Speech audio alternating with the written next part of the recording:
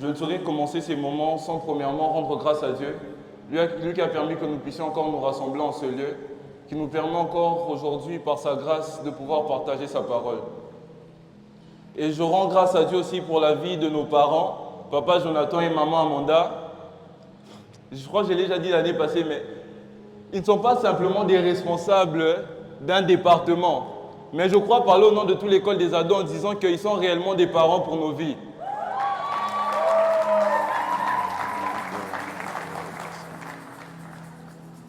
Et je tiens aussi à rendre grâce à Dieu pour la vie de chaque encadrant, pour tout ce qu'ils font, pour ce qu'on voit et pour ce qu'on ne voit pas. Que le Dieu que vous servez vous le rende au centuple. Et je tiens aussi à rendre grâce à Dieu pour ta vie, parce que le Dieu pour lequel tu es venu en ce lieu a encore un message à t'apporter en cette journée, a encore une chose à te donner encore en cette journée. Le thème qui nous a été demandé de partager en ce programme Prados s'intitule « La différence ». Est-ce que nous pouvons nous lever pour honorer la parole de Dieu? Nous allons lire quelques portions des Écritures.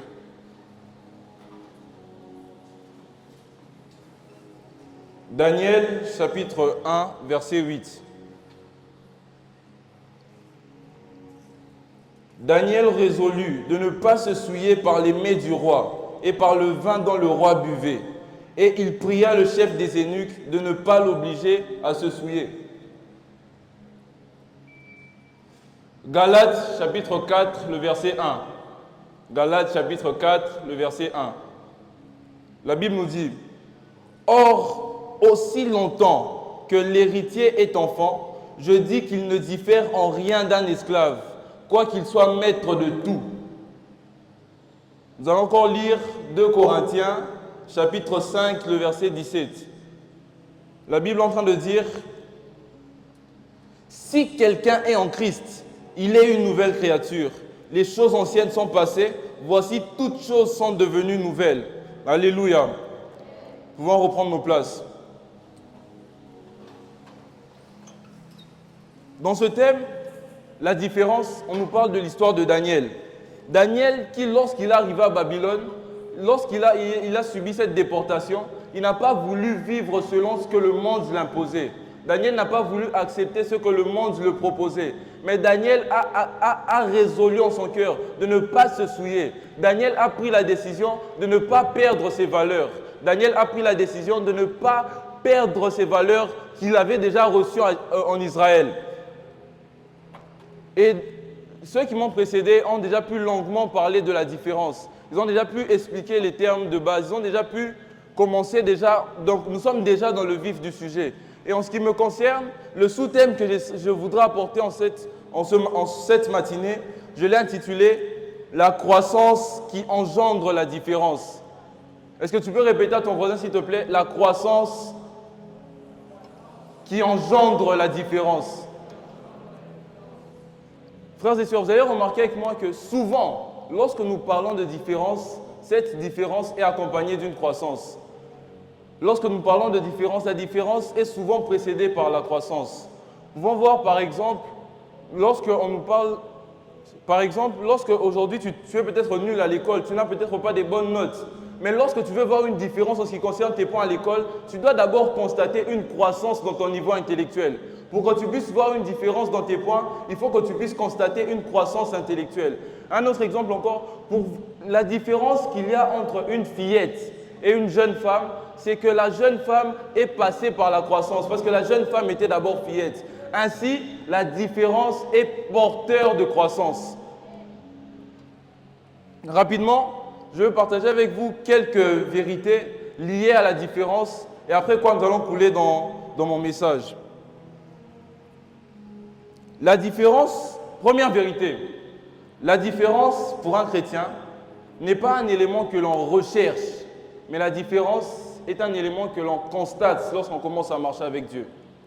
Je répète, pour ceux qui écrivent, la différence n'est pas un élément que l'on recherche en tant qu'enfant de Dieu, mais la différence est un élément que l'on constate lorsqu'on commence à marcher avec Dieu. C'est-à-dire qu'en tant qu'enfant de Dieu, je ne dois pas forcément chercher à être différent, parce que la différence repose dans ma nature d'enfant de Dieu. C'est parce que je suis de Dieu que je suis différent. C'est parce que j'ai une nature céleste que je suis différent de ce monde. C'est ainsi, pour être différent, il ne faut pas d'abord chercher à être différent. Mais pour être différent, il faut chercher Dieu. Je répète, pour être différent, il faut chercher Dieu. Pour être différent, il faut chercher Dieu. Car le Dieu que nous cherchons est un Dieu différent. Et lorsque nous marchons avec un Dieu différent, il nous partage sa nature afin que nous puissions vivre dans sa différence.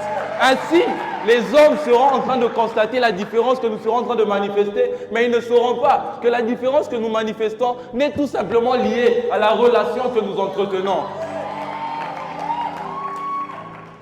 J'ai regardé l'histoire de Paul. Je me suis dit, Paul, tu étais pécheur. Paul persécutait l'église. Donc lui, il n'était même pas dans la masturbation, copinage, tout ça. Non, lui, il tuait les gens. Il n'était pas dans ton niveau. Mais Paul, mais je me suis demandé, Paul, toi qui étais un très haut pécheur, toi qui étais dans une autre dimension du péché, comment est-ce que ce Paul qui était autrefois quelqu'un de sale est aujourd'hui une référence lorsqu'on parle de différence? Comment est-ce que ce Paul qui était autrefois, je n'ai même pas les mots, mais aujourd'hui est une référence lorsqu'on parle de différence?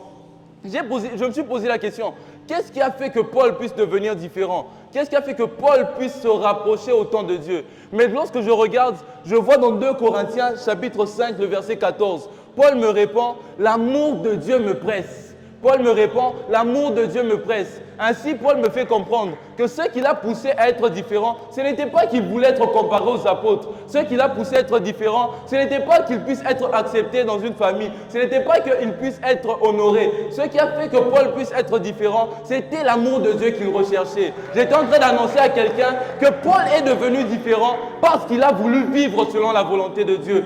Que tu seras en train de vivre ta différence, mais pas parce que tu veux prêcher. Que tu seras en train d'être différent, mais pas parce que tu veux être acclamé. Mais tu seras différent parce que tu veux vivre selon la volonté de Dieu. Deuxième vérité, être différent, c'est être un canal par lequel Dieu peut agir sur la terre. Je répète encore pour ceux qui écrivent, être différent, c'est être un canal par lequel Dieu peut agir sur la terre. Romains 8, 19, la Bible nous dit, aussi, la création attend-elle avec un ardent désir la révélation des fils de Dieu. Ce passage me fait comprendre que la création, le monde, la terre, attend que Dieu puisse agir sur la terre, attend que Dieu puisse emmener un changement. Il y a des situations, il y a des problèmes, il y a des circonstances dans lesquelles il faut obligatoirement que Dieu puisse agir. Il faut obligatoirement que Dieu puisse changer cela. Mais Dieu aussi, de son côté, il veut agir, mais il a besoin d'hommes différents afin qu'au travers de ces hommes, qu'il puisse agir. Il a besoin d'hommes différents afin qu'au travers de leurs différences, qu'ils puissent intervenir. Lorsque j'ai regardé dans Actes, chapitre 3, verset 1, ici, Actes chapitre 3, verset 1 jusqu'à 6, je ne pourrai pas lire faute de temps, on nous parle de l'histoire de Pierre et Jean. Pierre et Jean qui montaient vers le temple à l'heure où ils avaient l'habitude de prier. Et lorsque Pierre et Jean montent, ils trouvent un homme boiteux de naissance. Ils trouvent un homme qui avait des problèmes. Ils trouvent un homme qui avait des difficultés. Ils trouvent un homme qui avait des difficultés à vivre. Mais ces difficultés, on me dit qu'il était boiteux de naissance. C'est-à-dire qu'il est né et il a trouvé la circonstance ainsi. C'est-à-dire qu'il ne sait même pas l'origine de son problème. Il ne connaît peut-être pas l'origine de son défaut. Tu es peut-être là. Tu vis des circonstances dont tu ne connais pas l'origine. Tu vis des circonstances dont tu ne connais même pas la provenance. Mais laisse-moi te dire que seul Dieu est capable d'agir. Cet homme était boiteux de naissance. Cet homme vivait des choses, mais tellement qu'il s'était habitué à ça, il avait fait devenir ça normal. Son entourage avait fait devenir ça normal. J'étais en train de dire à quelqu'un que la situation que tu vis n'est pas normale. Si toi tu trouves ça normal, c'est normal pour toi, mais nous on trouve ça anormal. Tu es censé vivre selon Dieu et non selon ce que les hommes sont en train de te dire. Regardez ce qui se passe. Cet homme, on dit qu'il était boiteux de naissance, mais sa situation, tout le monde qui vivait avec lui avait accepté ça. Parce qu'on dit qu'on le portait et on le plaçait pour qu'il puisse mendier, pour qu'il puisse être dans cet état, pour qu'il puisse accepter cet état. C'est-à-dire que peu importe ce qu'il fait, il était obligé de vivre ainsi. Sa maison avait accepté cela. J'étais en train de dire à quelqu'un que tes amis peuvent peut-être accepter tes péchés, mais ce n'est pas pour autant que cela devient bien. Que les amis peuvent peut-être accepter tes défauts, mais ce n'est pas pour autant que tu dois vivre dans le péché. Tes amis peuvent peut-être accepter tout cela, mais ce n'est pas normal que tu vives ainsi. Regardez, cet homme avait des problèmes. Cet homme avait des circonstances dont, si elle n'était pas normale. Mais regardez ce qui se passe. Dieu voulait agir dans sa vie. Dieu avait besoin d'emmener une différence dans sa vie. Mais pour que Dieu puisse agir dans sa vie, il avait besoin que Pierre puisse devenir un homme différent. Pour que Dieu puisse agir dans ta famille, il a besoin que tu puisses devenir un homme différent. Pour que Dieu puisse agir dans ton école, il a besoin que tu puisses devenir un homme différent. Pour que Dieu puisse agir dans ton entourage, il a besoin que tu deviennes un homme différent. Dieu veut agir, mais il a besoin de ta différence. Sois différent. Mais ce qui m'intrigue, c'est que Pierre vient.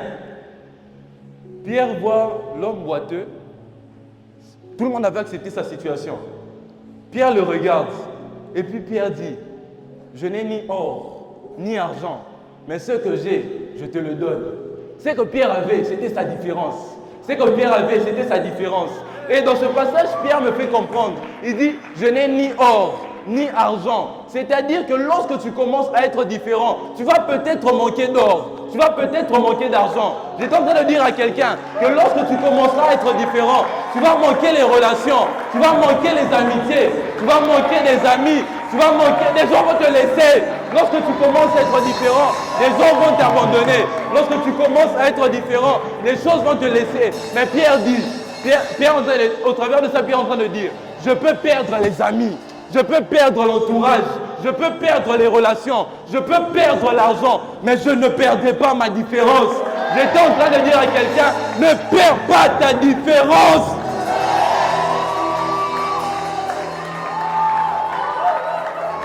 Et cette chose, Daniel l'avait compris.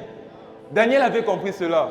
Voilà pourquoi dans Daniel 1:8, Daniel dit, Daniel résolut de ne pas se souiller par l'aimé du roi. Daniel prend la décision de ne pas perdre sa différence. Mais ce que Daniel ne savait pas, c'est que Daniel refuse de perdre sa différence dans Daniel 1:8. Mais lorsqu'on revient dans Daniel 2, on retrouve le roi Nebuchadnezzar qui a fait un songe.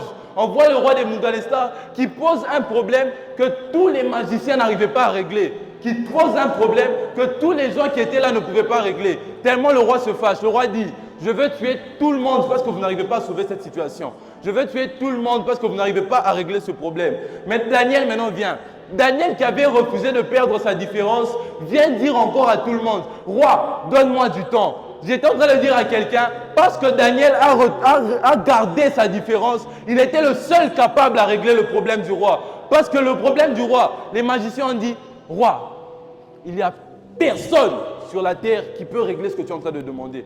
Le roi avait fait un songe, il dit, j'ai oublié le songe, mais vous, donnez-moi le songe, donnez-moi l'explication. Ah! Ok, donc quittez. Il dit, donnez-moi le songe, donnez-moi l'explication. Les magiciens ont dit, roi, ce que tu demandes là, ce que tu demandes là, c'est impossible. Mais ce qu'ils ne savaient pas, c'était qu'il y avait un jeune qui avait accepté de garder sa différence. Il y avait un jeune qui avait accepté de garder sa différence. Et lorsque Daniel est venu, il a donné la solution au roi. J'étais en train de dire à quelqu'un que tu vis peut-être des problèmes, que tu vis peut-être des choses compliquées, mais parce que tu gardes ta différence, Dieu sera en train d'agir au travers de toi. Parce que tu restes un homme différent, Dieu sera en train d'agir au travers de toi. Quelqu'un peut me donner un bon amen? Troisième vérité, la différence est un cadeau que nous recevons lorsqu'on accepte Jésus dans notre vie. Je répète, la différence est un cadeau que l'on reçoit lorsqu'on accepte Jésus dans notre vie. La Bible dit dans 2 Corinthiens chapitre 5, le verset 17, « Si quelqu'un est en Christ, il est une nouvelle créature. Les choses anciennes sont passées. Voici, toutes choses sont devenues nouvelles. » Par ce passage, Paul me fait comprendre qu'il n'a pas cherché à être différent. Il n'a pas voulu être différent. Mais lorsqu'il a accepté Jésus, la différence lui a été offerte.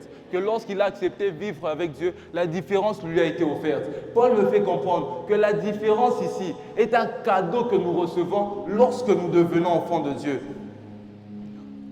La différence est un cadeau que nous recevons lorsque nous devenons enfants de Dieu. C'est-à-dire que tu es peut-être ici, Tu te dis, tu vis dans une vie sale, tu ne sais pas comment sortir. Tu te demandes comment est-ce que je peux sortir de là? Comment est-ce que je peux changer ma situation? Mais laisse-moi te dire que tu n'as pas besoin de force, tu n'as pas forcément besoin de forcer. Tu as d'abord besoin d'accepter Jésus. Tu as d'abord besoin d'accepter Jésus. Parce que tu ne quitteras pas ce péché seulement par toi-même. Tu ne quitteras pas ces choses par toi-même. Tu as besoin d'accepter Jésus. La Bible me dit que lorsque Paul a accepté Jésus, que Paul a dit, les choses anciennes sont passées. Avant que Paul accepte Jésus, les choses ne pouvaient pas passer. Avant que tu puisses accepter Jésus, tu ne pourras pas être différent. J'étais en train de dire à quelqu'un, tu es peut-être là, tu te demandes comment quitter cette vie que tu mènes. Mais laisse-moi te dire que Christ est celui qui porte la différence pour toi. Christ est celui qui t'offre la différence. Alléluia.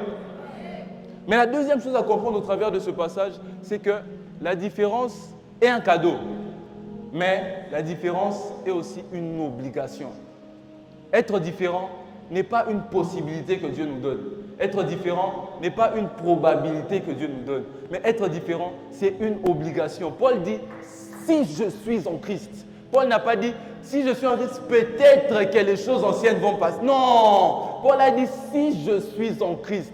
C'est-à-dire que lorsque tu as donné ta vie à Jésus, je ne sais pas moi, il y a 5 ans, il y a 4 ans, il y a 3 ans, il y a 2 ans, peut-être même il y a 1 mois ou 2 mois, tu es censé vivre la différence. La différence est quelque chose que nous devons vivre automatiquement lorsque nous devenons enfants de Dieu. Tu es peut-être là, mais est-ce que quand tu regardes ta vie, est-ce que les choses anciennes sont réellement passées? Que lorsque tu regardes ta vie, est-ce que les choses anciennes sont réellement passées? Je ne te juge, je veux que toi-même tu puisses te juger. Est-ce que lorsque tu regardes ta manière de marcher, lorsque tu regardes ta manière d'agir, est-ce que les choses anciennes sont passées?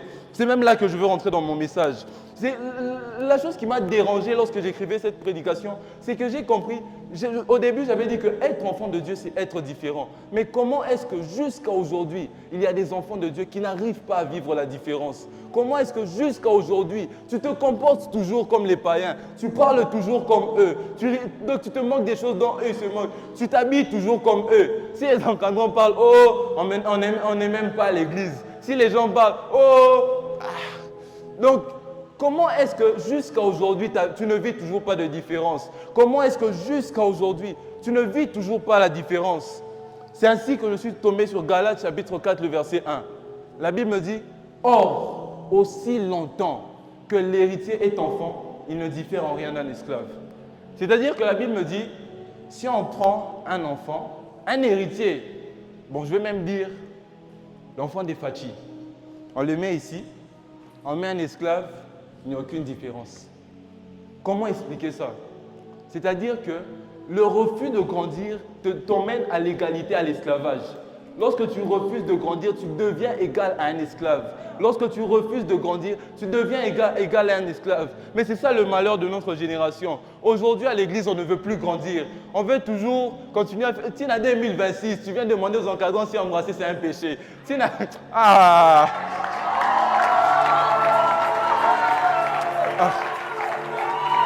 Aujourd'hui, on ne veut plus grandir. On veut toujours se comporter comme des enfants. Il y a des choses, toi-même tu sais que, ici. Toi-même tu sais que, ici. Mais tu continues à agir ainsi. Tu continues à agir ainsi. La Bible me dit que lorsque je suis en Christ, je suis une nouvelle personne. Mais ça m'a compliqué. Je me suis dit, quand j'écrivais, je me suis dit, mais dans ma prédication, je ne me contredis pas. Parce que être enfant de Dieu, c'est être différent. C'est être différent. Mais je dis encore que pour être différent, il faut grandir. Non. Ainsi, lorsque nous devenons enfants de Dieu, nous portons la différence. Mais pour que nous puissions manifester la différence, il faut que nous puissions grandir. Pour que nous puissions manifester la différence, il faut que nous puissions croître spirituellement. J'étais en train de parler à quelqu'un qui, en cette journée, prendra la décision de grandir spirituellement. Mes frères, tout ce qui existe est appelé à grandir. La Bible me dit, la nature ne vous enseigne-t-elle pas? Mais là, quand je regarde la nature, pour qu'une fleur puisse être considérée en vie, elle doit grandir. Lorsqu'une fleur arrête de grandir, elle meurt. Lorsqu'un enfant, âge 2 ans, 3 ans, quand il grandit, il est en train de grandir. Lorsqu'il arrête, il est mort. C'est-à-dire, si quelqu'un était mort en 2024, il avait 5 ans. Est-ce qu'en 2026, il va avoir 6 ans? À Kofi. Lorsque tu grandis, tu dois être différent. Ah.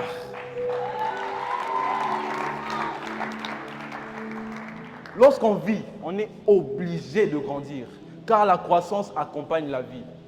La croissance accompagne la vie. La croissance accompagne la vie.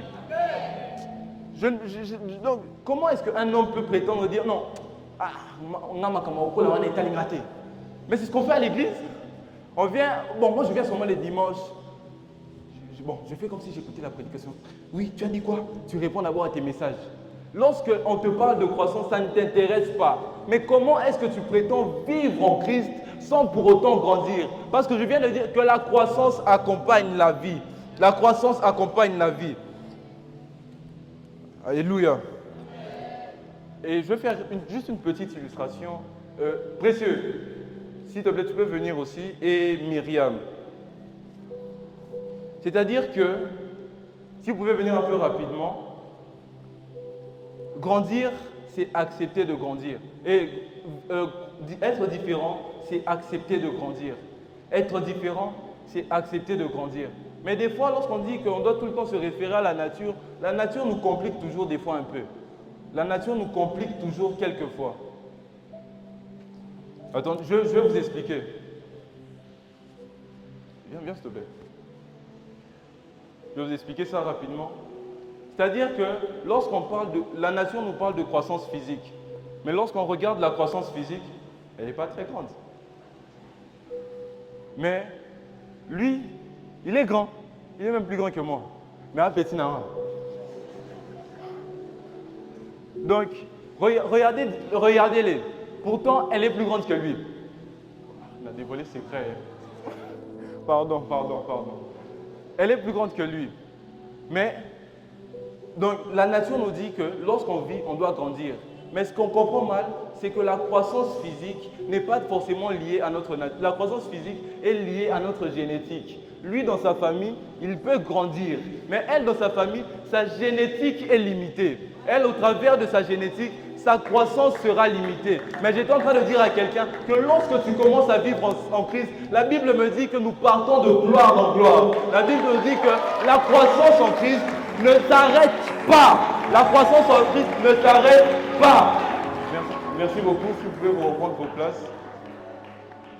C'est-à-dire que lorsqu'on grandit en Christ, on ne se limite pas. Voilà pourquoi un homme comme Paul pouvait dire, après avoir fait tous ses voyages, après avoir gagné des âmes, Paul dit, je cours derrière la perfection de Christ. Paul nous fait comprendre que même Paul n'a pas arrêté de grandir. Mais aujourd'hui, jusqu'à aujourd'hui, on voit des gens, même lorsque je parle de croissance, toi tu te dis, ah, bon, moi, je suis spirituel.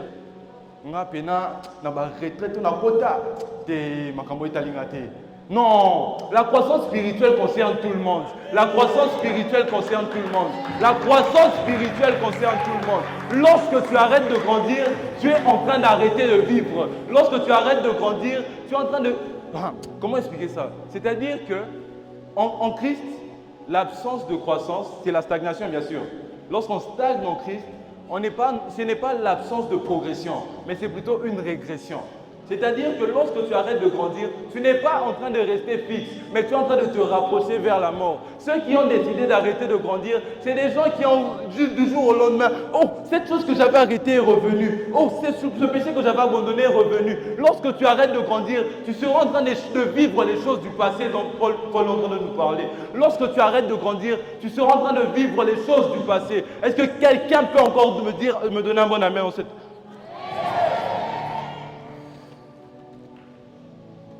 Mais j'ai entendu quelqu'un me poser la question, mais comment grandir?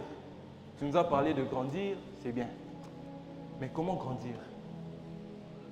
Parce que je peux être là, je viens à l'église dimanche, je veux grandir. Mais comment est-ce que je dois grandir?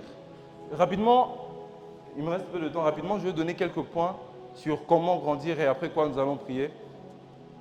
Premièrement, il faut mourir à soi-même. La croissance spirituelle, la croissance spirituelle va de gloire en gloire. La croissance emmène la différence, bien sûr. Mais vous pouvez constater que lorsqu'on grandit en Christ, ce n'est pas que tu commences à monter les escaliers, non. Mais lorsque tu grandis, tu commences à descendre. Voilà pourquoi un Joseph qui est en train de vivre, il est en train d'entendre Dieu le parler, Dieu le donner des promesses. Mais au lieu d'augmenter, Joseph est jeté par ses frères. Au lieu d'augmenter, Joseph va en prison. Au lieu de monter, Joseph est en train de rentrer. C'est-à-dire que pour pouvoir grandir, pour que Joseph puisse devenir le ministre qu'il est, il avait d'abord premièrement besoin d'être brisé. Il avait premièrement besoin d'être brisé. Il avait premièrement besoin d'être brisé. J'étais en train de dire à un ado qui refuse le brisement encore, que tu as besoin d'être brisé. Ne refuse pas l'épée, ne refuse pas qu'on te tape dessus, mais accepte d'être brisé. Accepte de mourir à toi-même. Mais c'est généralement une chose que nous n'aimons pas. C'est pour de vrai. C'est une chose qu'on n'aime pas. Comment quelqu'un à l'église vient, toi, va là-bas, toi, va là-bas. Pourquoi il me parle comme ça? Moi, je ne suis pas son ami. Il se prend pour qui? En gros, tu sais quelle église en haut? Non. Lorsqu'on grandit, on accepte. Lorsqu'on grandit, on respecte la hiérarchie. Lorsqu'on veut grandir, on accepte de mourir. Tu sais que Joseph savait qu'il devait finir ministre, mais il accepte d'aller en prison. Joseph, il a dit à ses frères, moi, quand vous voyez comme un ministre, hein? Ignorance! Non! Joseph, c'est quelqu'un qui accepte d'abord la prison. Joseph, c'est quelqu'un qui accepte d'abord d'être brisé afin d'être transformé. Deuxièmement, les décisions. Pour comment grandir, il faut savoir prendre des décisions. La Bible me dit, seulement dans Galates chapitre 4, le verset 1. Or, aussi longtemps que l'héritier est enfant. Mais je me suis demandé, combien de temps cet héritier est resté enfant? Parce que la Bible dit aussi longtemps que l'héritier est enfant. Je me suis demandé, mais combien de temps cet héritier est resté enfant? Parce que normalement, l'enfance est calibrée par le temps. Normalement, l'enfance dépend du temps. Mais ici, Paul me fait comprendre que ici, la croissance n'est plus affaire du temps. S'il décide de rester enfant, il restera enfant pendant très longtemps. Mais lorsque tu prendras la décision de quitter de l'enfance, c'est ainsi que tu seras en train de devenir différent. Que lorsque tu prendras la décision d'être quelqu'un d'autre, c'est ainsi que tu seras en train de vivre la différence. Que lorsque tu prendras la décision de quitter ce genre de fréquentation, c'est ainsi que tu commenceras à voir la différence. Mes frères, pour pécher, nous prenons la décision de pécher. Parce que comment tu vas m'expliquer que tu es tombé avec une sœur, tu t'es lavé, tu as pris la moto, tu es arrivé jusqu'à chez eux. Et après tu dis non, je suis tombé, je n'ai pas fait exprès. Non, pour pécher, on prend une décision. Ainsi, pour grandir, tu as besoin de prendre la décision de grandir. Tu dois décider en ton cœur de grandir pour être différent. Tu dois décider en ton cœur de grandir pour être différent. Est-ce que nous pouvons nous lever, nous allons prier?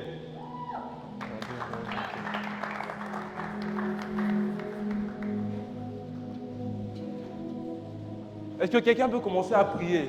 Je ne sais pas, peut-être que tu t'es rendu compte aujourd'hui que tu ne grandis pas, que tu es dans un niveau de stagnation. Est-ce qu'au travers de cela, tu peux commencer à prier? Tu peux commencer à demander à Dieu qu'il puisse faire de toi un homme différent, qu'il puisse t'emmener à une croissance, mais une croissance qui apporte la différence, qu'il puisse t'emmener à un autre niveau, mais que cet autre niveau t'emmène à être différent. Est-ce que quelqu'un peut commencer à prier? Je disais, est-ce que tu peux rendre gloire à Dieu pour la prophétie de ce matin, pour ce message qui a été tiré du ciel pour toi? Est-ce que tu peux bénir le frère Peter à travers tes acclamations? Est-ce que par tes acclamations, le ciel peut entendre? Bénis ton serviteur, bénis ton fils, arrose encore davantage dans sa vie. Dans le nom de Jésus-Christ, ensemble nous disons Amen. Amen. Oui, frère Peter, nous te bénissons encore dans le nom de Jésus. Que le Seigneur arrose encore. Merci de reprendre vos places. Que le Seigneur arrose encore davantage. Nous avons senti la croissance. Nous avons senti la différence. Maman, nous sommes fiers de lui. C'est notre enfant. C'est un grand serviteur de Dieu. Nous sommes tellement fiers de lui.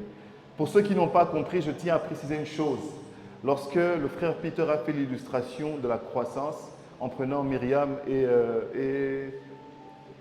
et précieux, il voulait plutôt expliquer la croissance spirituelle. C'était une image qui donnait pour dire ce qui compte, ce n'est pas qui tu es physiquement, mais c'est ta croissance spirituelle. Parce que dans la vie, tu peux être petit physiquement, mais avoir un esprit grand. Il est possible d'être mince physiquement, mais d'avoir un esprit grand. Ce qui compte n'est pas qui on voit de toi à l'extérieur, mais qui tu es à l'intérieur. C'est pour ça que c'est l'esprit qu'il faut travailler. C'est l'esprit de Dieu qui en nous doit grandir. Et peu importe notre représentation physique, quand l'esprit de Dieu est grand en nous, on peut avoir un David qui bat un Goliath.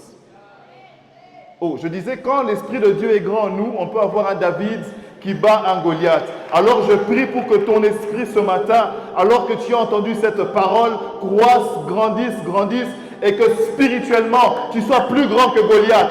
Je dis spirituellement, tu sois plus grand que Goliath. Je déclare que spirituellement, que tu es l'identité du Père créateur du ciel et de la terre. Amen, amen. Amen, amen. Parce que certains ici ont dit, mais moi je suis petit, ça veut dire que je suis... Non, il s'agit de ton homme intérieur. L'homme intérieur. Dis à ton voisin, l'homme intérieur. Amen, amen. Alors, deux rappels encore. Nous nous rappelons ici que le culte commence à 11h30, à 11h30. Le culte ne commence pas à 11h45, il ne commence pas à 12h, encore moins à 12h30. Le culte commence à 11h30. Apprends à respecter le temps de Dieu. Apprends à respecter les rendez-vous de Dieu. Apprends à ne pas venir en retard dans la présence de Dieu et Dieu ne viendra pas en retard dans ta vie. Et Dieu ne viendra pas en retard dans le rendez-vous de ta vie. Et les bénédictions attachées à ta vie ne viendront pas en retard. Le ciel ne dira pas, lui il a tendance à arriver 10 minutes avant la fin d'un culte. On va encore attendre. Le ciel ne retiendra pas ce que tu dois recevoir simplement parce que tu viens en retard. Apprends à respecter le temps de Dieu parce que Dieu est toujours présent. Et ainsi, dans ta vie, tu verras des choses qui ne tarderont pas à venir. Amen, amen. Amen, amen. Aussi, nous voulons rappeler l'accoutrement, la tenue vestimentaire. Mes amis, je m'adresse particulièrement aux filles. Vous devez savoir que votre corps est le temple du Saint-Esprit. Vous devez savoir que notre Dieu est un Dieu saint et on doit le respecter.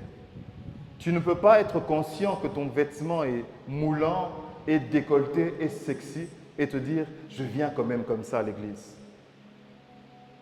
Tu ne peux pas consciemment venir mal habillé dans la présence de Dieu. Attention à ne pas suivre le siècle présent. Attention à ne pas prendre pour modèle les influenceurs, influenceuses parfois américaines ou américains que vous suivez. Habille-toi en fonction de la parole de Dieu, en fonction du témoignage du Saint-Esprit en toi. Et non en fonction de la manière dont une sœur s'habille. Tu prends pour modèle une sœur américaine, tu prends pour modèle une sœur à l'église, peut-être à la grande église, ou même ici. Celui qui doit être ton véritable modèle, c'est le Saint-Esprit dans ton cœur à travers la parole. Qu'est-ce que la parole te dit? Principalement à l'église, c'est vrai, mais même partout ailleurs. À la maison, dans le quartier, à l'école, à l'université, habillez-vous de manière décente. Soyez, par votre accoutrement, un message. Je suis un enfant de Dieu, c'est pour ça que je m'habille différemment. Je suis un enfant de Dieu, c'est pour ça que je m'habille, je me vêtis différemment. Ça, c'est important. Amen, amen. Amen, amen. Amen, amen. Alors, avant de clôturer ces instants, le Saint-Esprit m'a mis à cœur de ensemble prier pour une chose. Un péché qui parfois devient comme une seconde nature dans la vie des uns et des autres. Le mensonge. Le mensonge. Ça devient tellement monnaie courante. Ça devient tellement facile que de mentir, au point où même on a l'impression que mentir n'est plus péché. Dire que je suis à la maison alors que tu es à l'école n'est pas péché. Dire que je suis en chemin alors que tu es encore à la maison n'est plus péché. On a fait du mensonge un style de communication. On commence tellement à mentir que peut-être la seule chose que vous dites vrai dans la vie, c'est bonjour. Tout le reste qui suit après bonjour est un mensonge. Tu mens sur ton âge, tu mens sur ton nom, tu mens sur ton école, tu mens sur ta famille, tu mens sur tes parents, vous vous mentez les uns aux autres. Le mensonge a pris une grande place. Et même dans l'Église. Mais la Bible nous interpelle dessus. La Bible dit que le diable est le père de ceux qui mentent. Alors que nous sommes en train de clôturer ce culte, nous allons nous tenir debout. Et nous allons renoncer au mensonge. Si toi tu ne mens pas, gloire à Dieu. Mais je veux que tu prennes quelques secondes, parce que je sais, parmi les choses qui caractérisent parfois nos vies, c'est mentir pour un oui ou pour un non. Certains ne mentent pas parce qu'ils sont mauvais. Certains mentent simplement pour ne pas paraître mal, pour ne pas blesser, pour faire genre. Mais peu importe la raison pour laquelle tu mens, ça reste un mensonge. Alors que nous sommes en train de clôturer ce culte, je voudrais que tu prennes quelques secondes parce que j'aime des prières conscientes et consciencieuses. J'aime que l'on prenne le temps de réaliser parfois avant de prier. Avant d'ouvrir nos bouches et de prier, prends le temps de te regarder. Prends le temps de t'observer. Qui es-tu? Quel est ton témoignage intérieur? Il se peut que tu jeûnes même pendant Alpha 40, que tu manges après 19h, que tu as arrêté Facebook, que tu as arrêté Instagram, mais que le mensonge continue à être un mode de communication pour toi. Tu inventes des histoires à longueur de journée. Tu te fais passer pour quelqu'un que tu n'es pas. Au point où même tu mens dans la présence de Dieu. Aujourd'hui, le Seigneur voudrait nous interpeller sur cet esprit. L'esprit du mensonge. Le mensonge, l'esprit de mensonge. Alors que tu prends conscience d'un domaine de ta vie peut-être où tu as sûrement menti. Alors que tu prends conscience d'une conversation où tu mens souvent. Alors que tu prends conscience que même parfois le rôle que tu joues à l'église ici est un mensonge. Tu es quelqu'un que tu n'es pas ici à l'église. À la maison, tu es quelqu'un d'autre. À l'école, tu es quelqu'un d'autre. Dans ton quartier, tu es quelqu'un d'autre. Alors que tu prends conscience d'un domaine particulier ou de manière générale où le mensonge a pris de la place, commence maintenant à élever ta voix et refuse le mensonge.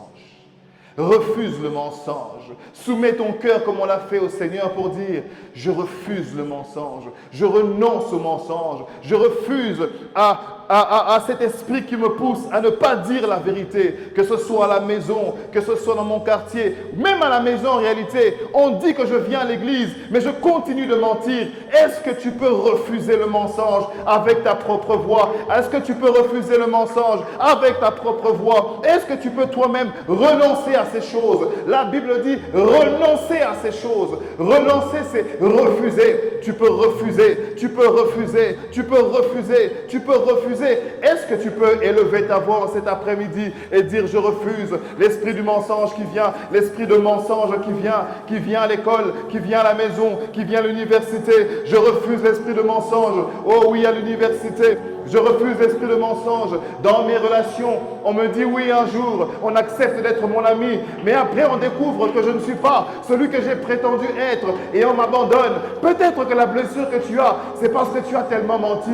Tu as tellement menti autour de toi que plus personne ne te fait confiance. Tu as tellement menti autour de toi que même à la maison, les parents ne te font pas confiance. Tu as tellement menti que tes frères, tes sœurs ne te font plus confiance. Est-ce que tu peux renoncer à ces choses? Le mensonge éloigne les gens. Le mensonge apporte la séparation. Le mensonge apporte la division. Est-ce que tu peux refuser? Est-ce que tu peux refuser le mensonge dans ta famille? Le mensonge dans ta vie? Refuse mon ami, refuse, refuse. Refuse mon ami. Peut-être que tu n'es pas un menteur, mais tu es souvent sollicité par le mensonge. Le mensonge vient souvent te solliciter. Ça te dit, et si tu dis ceci, qu'est-ce que ça fait? Qu'est-ce que ça fait? Qu'est-ce que ça fait? Un esprit qui vient diluer le mensonge en toi. Refuse le mensonge. Refuse fortement. Refuse fermement. Le mensonge peut te sauver aujourd'hui, mais de rattraper une semaine après. Le mensonge peut te sauver aujourd'hui, mais détruire toute une année. Le mensonge peut te sauver aujourd'hui, mais détruire toute une destinée. Le mensonge peut te sauver aujourd'hui, mais détruire tout un avenir. Refuse le mensonge, refuse le mensonge.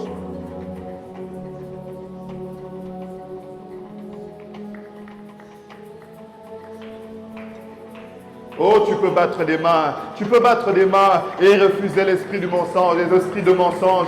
Le mensonge est un esprit du diable. Le mensonge est un esprit du diable. Le mensonge est un esprit du diable. Le mensonge est une représentation de la pensée du diable. Le mensonge ne vient pas de Dieu. Le mensonge ne vient pas de Dieu. Peut-être que tu es tes inspirations, ta manière de marcher. Oh oui, tu es rempli, tu mens facilement, tu dévies facilement, tu poses, tu es un hypocrite. L'hypocrisie est la sœur du mensonge. L'hypocrisie est la sœur du mensonge.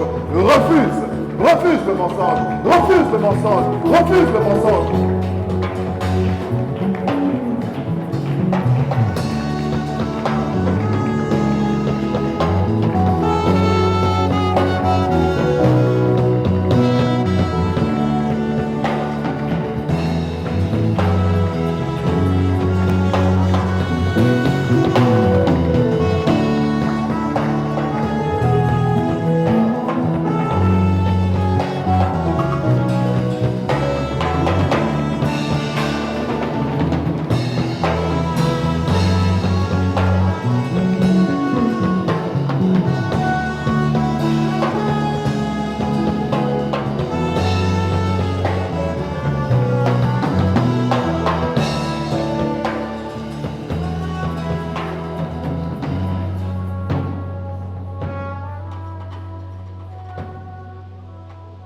Tendre Père,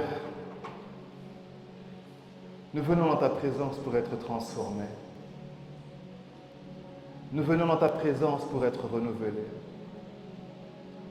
Nous venons dans ta présence, Père, afin de réclamer la nature d'enfant de Dieu.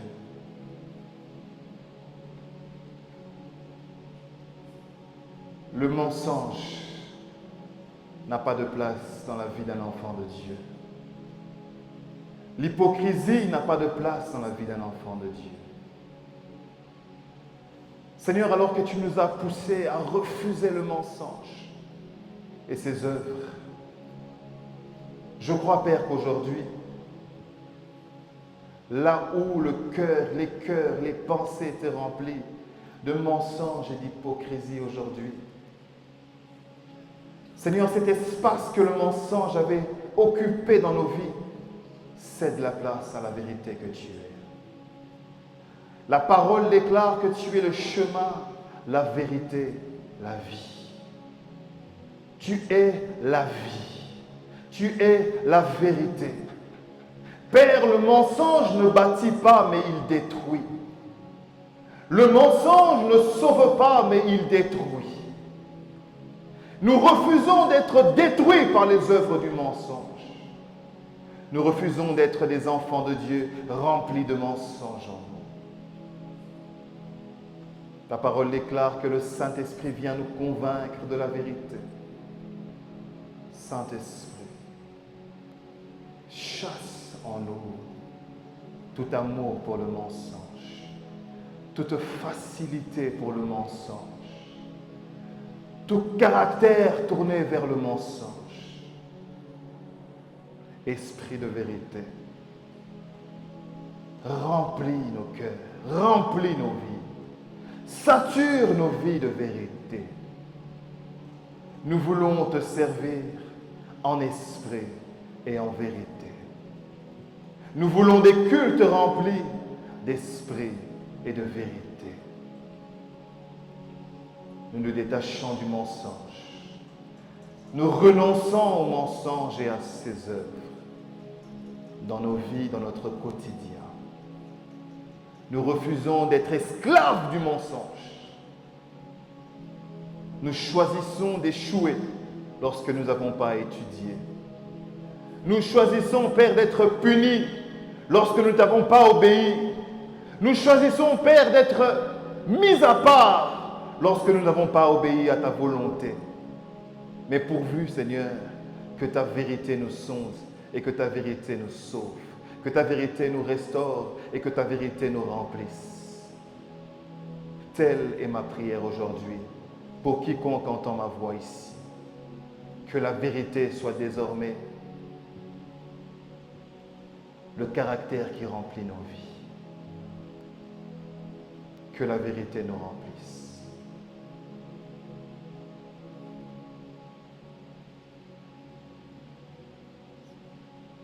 Que la vérité nous remplisse. Que la vérité nous remplisse.